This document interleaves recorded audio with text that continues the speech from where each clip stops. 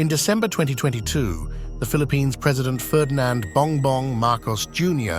made headlines by granting a controversial pardon to Joseph Scott Pemberton, a U.S. Marine convicted in the 2014 killing of Jennifer Laude, a transgender woman. This decision not only reignited discussions surrounding justice for marginalized communities, but also drew international scrutiny related to U.S.-Philippines relations and the complexities of military presence in the country.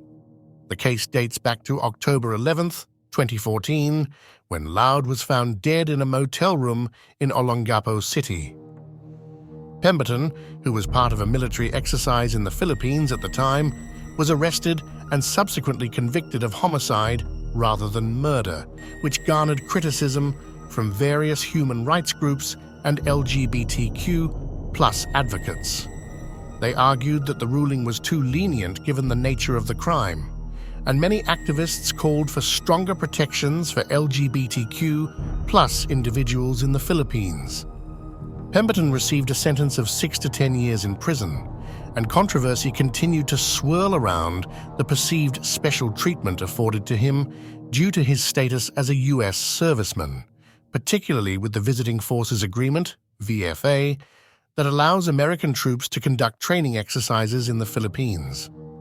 Furthermore, the case highlighted the challenges faced by the LGBTQ+ community in a country that has made strides toward greater equality but still grapples with deeply entrenched biases. Marcos Jr.'s decision to pardon Pemberton came at a time of shifting political tides in the Philippines. Many saw it as an attempt to reinforce the Philippines' alliance with the United States amidst growing concerns over China's influence in the region.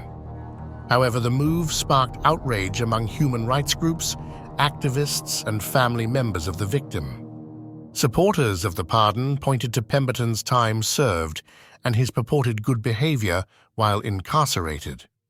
They argued that the pardon could be seen as a gesture of goodwill that may strengthen diplomatic relations between the two countries. Nevertheless, the decision raised troubling questions about the perceived double standard in the justice system for foreigners compared to locals. The international response was swift.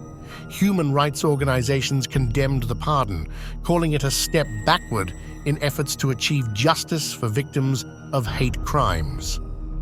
The U.S. State Department also expressed concerns, emphasizing the importance of accountability and justice in such cases.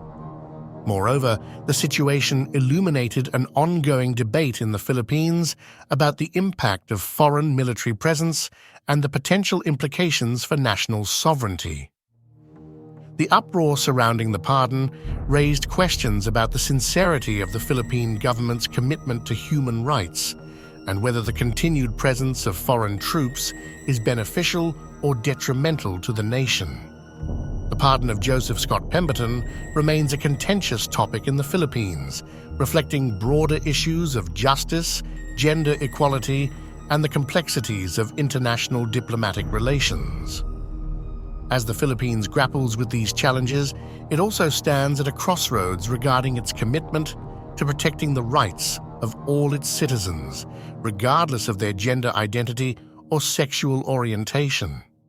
Moving forward, it will be crucial for the government to not only address the concerns raised by Laude's case, but also to ensure that LGBTQ+ individuals are afforded the same protections and rights as every other citizen. Only then can the Philippines hope to foster a more inclusive society that truly upholds the principles of justice and equality.